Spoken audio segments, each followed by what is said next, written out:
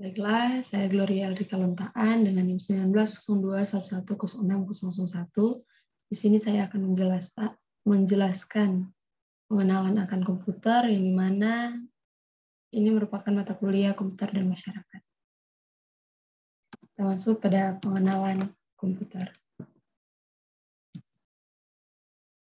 Komputer adalah peralatan elektronik yang memiliki kemampuan mengolah data dan menghasilkan informasi yang bermanfaat bagi manusia. Untuk menggunakan komputer diperlukan hardware, software, dan bahkan firmware. Nah, semua masukan yang diterima komputer disebut data, atau huruf, angka, grafik, diagram, suara, dan sebagainya. Nah, data tersebut diproses oleh CPU untuk kemudian diubah menjadi data biner agar dapat diproses oleh CPU untuk menghasilkan keluaran atau output yang berupa informasi yang dapat membantu kegiatan manusia. Kita masuk pada hardware.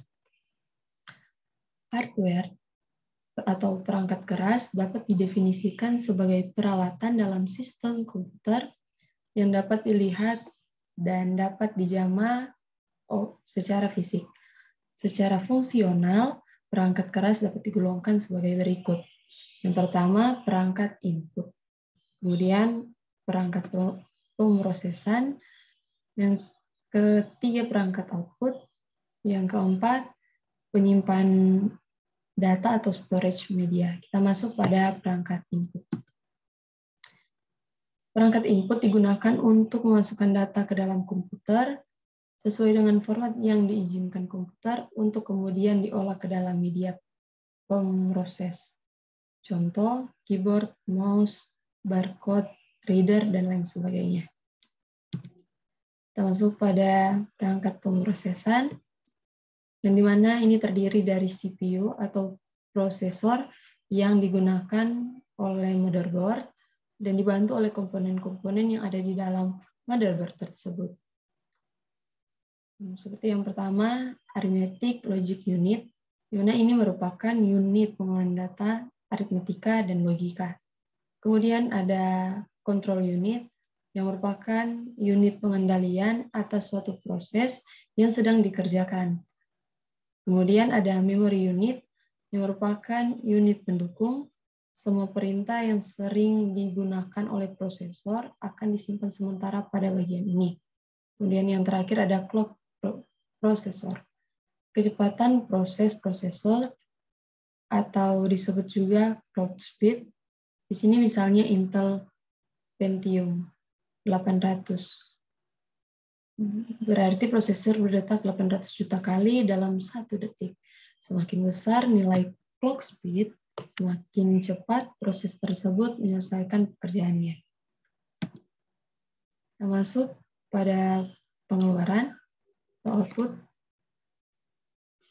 di mana ini digunakan untuk mengeluarkan hasil pengolahan data dari media pemrosesan ke dalam bentuk dan format yang bermacam-macam sesuai dengan keinginan manusia.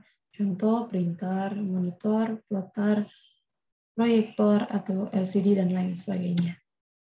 Dan yang terakhir, ini digunakan untuk menyimpan data hasil pengolahan. Secara umum, media penyimpanan atau memori dapat dibagi menjadi dua, yaitu random access memory atau RAM, yang dimana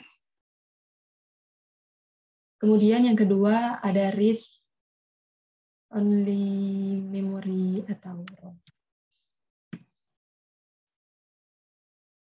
Kita masuk pada software. Software adalah kumpulan dari instruksi-instruksi yang akan mengatur kerja komponen komputer.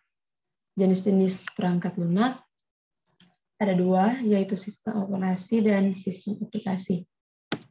Sistem operasi yaitu perangkat lunak yang mengendalikan seluruh kerja dari perangkat komputer. Contoh, sistem operasi Windows, Unix, Linux, Windows, dan lain sebagainya. Kemudian sistem aplikasi, yaitu perangkat lunak penunjang untuk tujuan tertentu, misalnya MS Office, word processor, CorelDRAW, Adobe Photoshop, AutoCAD, dan lain sebagainya. Dan kemudian ada juga tambahan utility,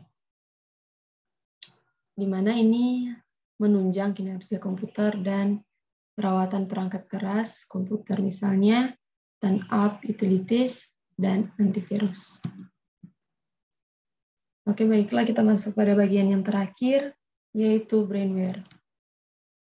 Brainware ini adalah seorang yang cakap dan mampu menangani sistem komputer yang akan digunakan. Berikut adalah beberapa brainware. Yang pertama ada sistem analis, kemudian ada programmer, ada administrator, dan operator. Kita masuk pada sistem analis, yang dimana sistem analis ini bertugas sebagai penanggung jawab dan perencana sistem dari sebuah proyek pembangunan sebuah sistem informasi khususnya yang memanfaatkan komputer.